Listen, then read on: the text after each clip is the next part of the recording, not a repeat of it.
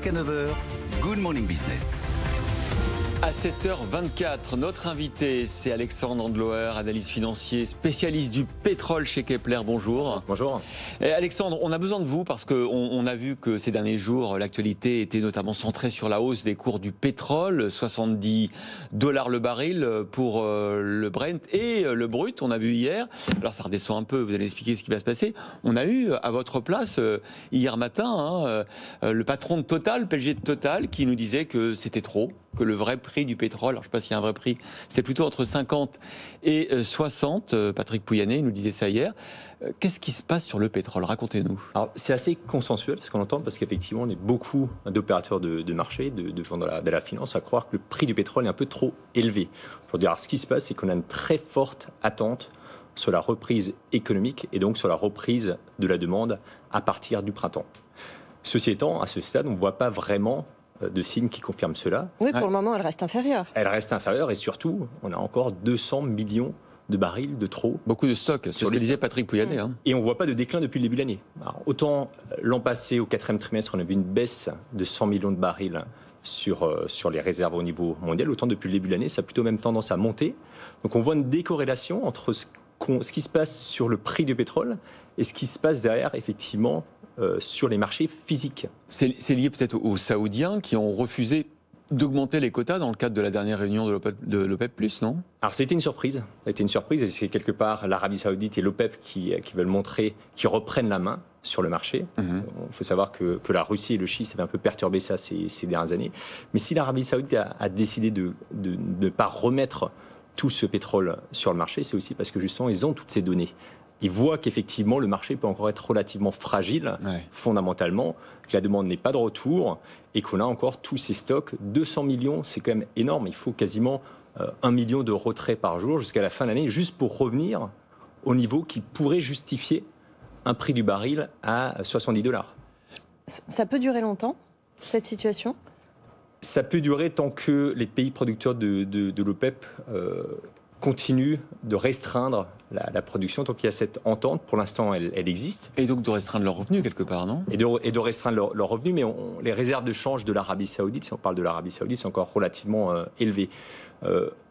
Ces pays-là sont à risque dès lors que le prix du pétrole passe sous les 50 $. Donc dès qu'on est aux alentours de 60-70, les réserves de change diminuent, mais de façon beaucoup moins drastique, et ça reste beaucoup plus contrôlable pour ces pays-là. C'est quand même compliqué, Alexandre Andlauer, de savoir s'il y a un prix d'équilibre du pétrole. Lequel est-il? Parce qu'on l'a vu au cours des dernières années, on a connu des prix négatifs quand même, il faut s'en souvenir. On a connu un baril à 150, 200 $ à un moment donné, non? Donc c'est quoi le prix du pétrole? Je ne suis pas sûr qu'il y ait un vrai prix du pétrole, parce que le marché va toujours d'un excès à l'autre. Aujourd'hui, on est dans une situation où on a sans doute trop de pétrole. Le marché a un peu monté, il y a eu plein d'explications, des problèmes au Texas liés au climat.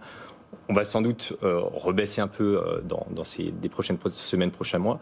Mais on sait aussi qu'il y a eu beaucoup de sous-investissements ces dernières années. On l'a vu donc, avec les pétroliers, parce qu'on a fait le pari de la conversion dans des énergies durables. Ça ne va pas aller aussi vite peut-être qu'on pensait. Exactement. Patrick Pouyanné nous disait que la demande mondiale allait augmenter au moins jusqu'en 2030. Et donc le pétrole, c'est pas fini. Le pétrole, c'est pas fini. Et historiquement, sur les 5 dernières années, on a quand même eu les acteurs de schiste qui ont permis de compenser en fait ce manque d'investissement dans d'autres endroits dans le monde. Ça sera sans doute pas le cas à partir de 2021, 2022, 2023.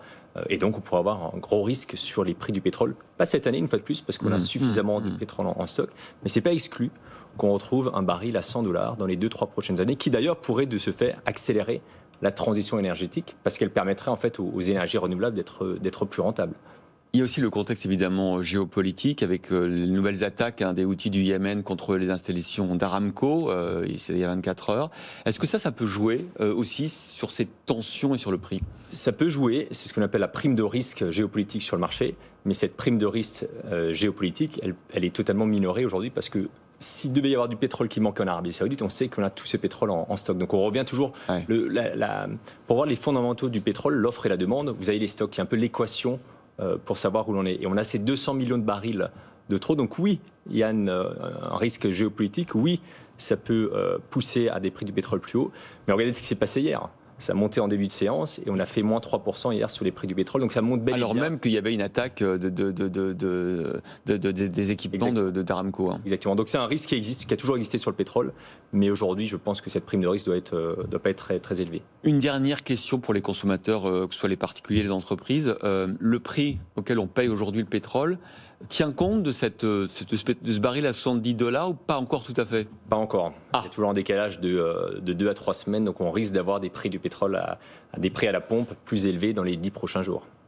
Donc on n'y est pas encore. Votre pari, quand même, on finit par un pari d'Alexandre Randler sur le niveau du baril aller à la mi-année?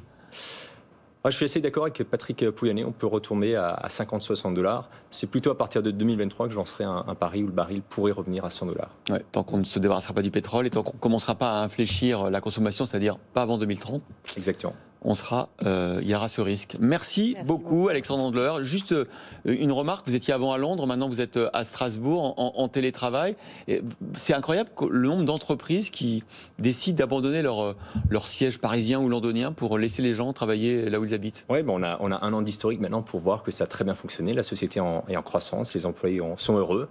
Ils ont continué de bien travailler pendant cette période-là. Donc il y a un retour au bureau qui n'est pas certain. Chez Kepler et ça permet une meilleure productivité pour beaucoup de salariés, moi y compris. Eh bien, merci beaucoup, Alexandre Randler, analyste financier spécialiste du pétrole, pour Kepler, d'avoir éclairé ce qui se passait sur le marché pétrolier ce matin.